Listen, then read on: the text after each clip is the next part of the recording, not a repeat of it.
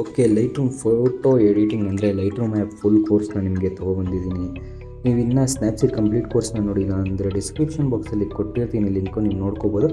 Last ಒಂದು ವೀಡಿಯೋದಲ್ಲಿ ನಿಮಗೆ ಹೇಳ್ಕೊಟ್ಟಿದೆ, ಇಂಟ್ರೊಡಕ್ಷನ್ ಇತ್ತು. ಇಂಟ್ರೊಡಕ್ಷನ್ ನಾನು ನೋಡಿಲ್ಲ ಅಂದರೆ ಡಿಸ್ಕ್ರಿಪ್ಷನ್ ಬಾಕ್ಸಲ್ಲಿ ಲಿಂಕ್ ಇದೆ, ಅದನ್ನು ಫಸ್ಟು ಚೆಕ್ಔಟ್ ಮಾಡಿ ಆಮೇಲೆ ಈ ವಿಡಿಯೋನ ಕಂಪ್ಲೀಟಾಗಿ ನೋಡಿ. ಇಂಟ್ರೊಡಕ್ಷನಲ್ಲಿ ಹೇಳ್ಕೊಟ್ಟಾದಮೇಲೆ ಇದರಲ್ಲಿ ಬೇಸಿಕ್ಸ್ ಹೇಳ್ಕೊಡ್ತೀನಿ. ಅಂದರೆ ಬೇಸಿಕ್ಸ್ ಯಾವ್ಯಾವ ಸೆಟ್ಟಿಂಗ್ಸ್ ಇರಬೇಕು ನಿಮ್ಮ ಒಂದು ಲೈಟ್ರೂಮ್ ಆ್ಯಪ್ನ ಯೂಸ್ ಮಾಡಬೇಕಂದ್ರೆ ಬೇಸಿಕ್ಕಾಗಿ ನಾನು ಏನೇನು ಸೆಟ್ಟಿಂಗ್ಸ್ ಇಟ್ಕೊಂಡಿದ್ದೀನಿ, ನೀವೇನೇನು ಸೆಟ್ಟಿಂಗ್ಸ್ ಇಕ್ಕೋಬೋದು ಎಲ್ಲ ಹೇಳ್ಕೊಡ್ತೀನಿ ನೋಡಿ.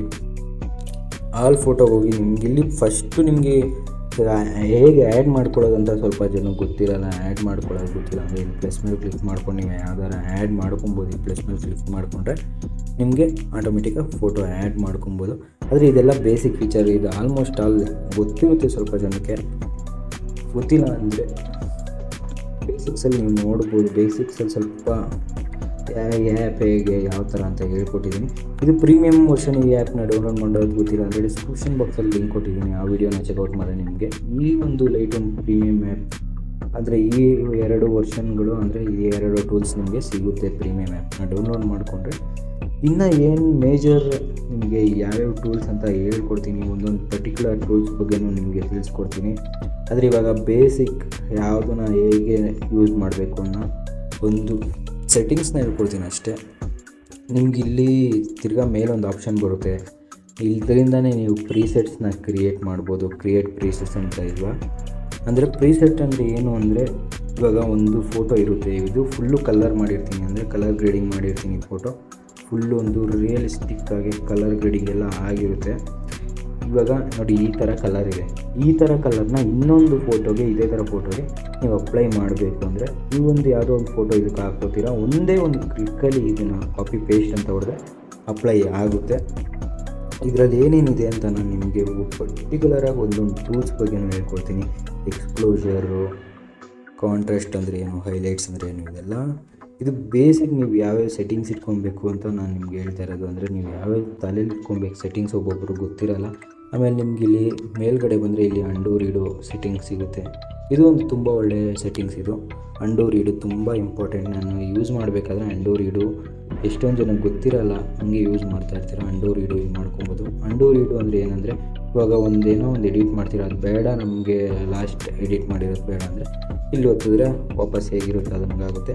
ಮತ್ತು ನಿಮ್ಗೇನಾದರೂ ಫುಲ್ ಎಡಿಟಿಂಗ್ ಏನಾದರೂ ಬೇಡ, ನಮಗೆ ಈ ಎಡಿಟಿಂಗ್ ಫುಲ್ಲು ಫಸ್ಟಿಂದ ಮಾಡಬೇಕಂದ್ರೆ ಇಲ್ಲಿ ರೀಸ್ಟಾರ್ಟ್ ಅಂತ ಇದೆ ಅಲ್ವಾ, ಇಲ್ಲಿ ಹೋಗಿ ಅಡ್ಜಸ್ಟ್ಮೆಂಟ್ ಬೇಕಾ, ಇಂಪೋರ್ಟ್ ಮಾಡ್ಕೊಂಡಾಗಬೇಕಾ, ಟು ಓಪನ್ಗೆ ಬೇಕಂದರೆ ನಿಮಗೆ ನಾನು ಯೂಸ್ ಮಾಡಬೇಕು ಹೇಳೋದು ಇದೊಂದು ಆಲ್ ಅಂತ ಇದೆ ಅಲ್ವಾ, ಅದನ್ನೊಂದು ಕ್ಲಿಕ್ ಮಾಡ್ಕೊಳ್ಳಿ ಅಷ್ಟೇ.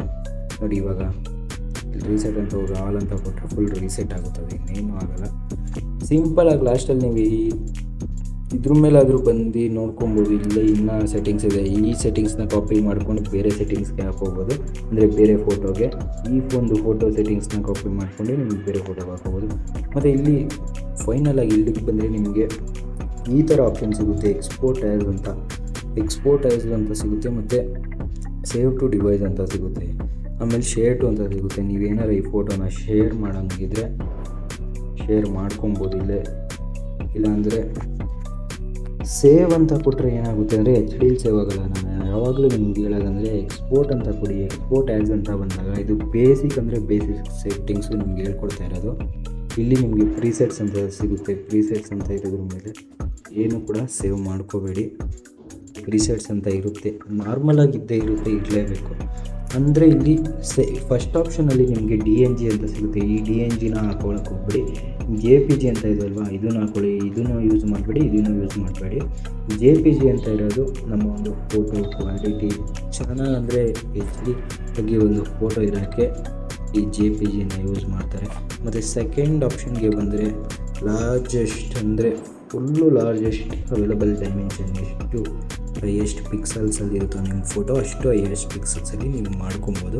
ಕ್ವಾಲಿಟಿ ಬಂದರೆ 100% ಇಟ್ಕೊಳ್ಳಿ. 10% ಎಲ್ಲ ಇಟ್ಕೊಂಡು ನೀವು ಸೇವ್ ಮಾಡಿದೆ ಅಂದರೆ ಫುಲ್ಲು ರಿಮೂವ್ ಆಗಿಬಿಡುತ್ತೆ. ಮತ್ತು ನಿಮ್ಮ ವಾಟರ್ ಮಾರ್ಕ್ ಬೇಕಂದರೆ ನಿಮಗೆ ಇಲ್ಲಿ ವಾಟರ್ ಮಾರ್ಕ್ ನೋಡಿ, ಇಲ್ಲೆಲ್ಲ ಇನ್ಕ್ಲೂಡ್ ಮೆಟಾ ಡೇಟಾ ಅಂತ ಇದೆ. ಅಂದರೆ ನಿಮ್ಮ ಯಾವಾಗ ತೆಗ್ದಿರೋದು, ಎಲ್ಲಿಂದ ಆ್ಯಡ್ ಮಾಡ್ಕೊಂಡಿದ್ದೀರಾ, ಇದೆಲ್ಲ ಸಿಗುತ್ತೆ. ನೇಮು ಇದೆಲ್ಲ ಏನು ಅಷ್ಟೊಂದು ಯೂಸ್ ಇಲ್ಲ.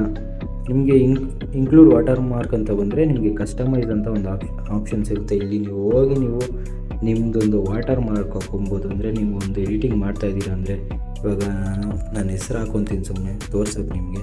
ಇದನ್ನು ಈ ಥರ ಹಾಕ್ಕೊಂಡು ನಿಮ್ಮ ಗ್ರಾಫಿಕ್ಸಲ್ಲಿ ಬೇರೆ ಬೇರೆ ಕಡೆ ಇಟ್ಕೊಬೋದು ನೀವು.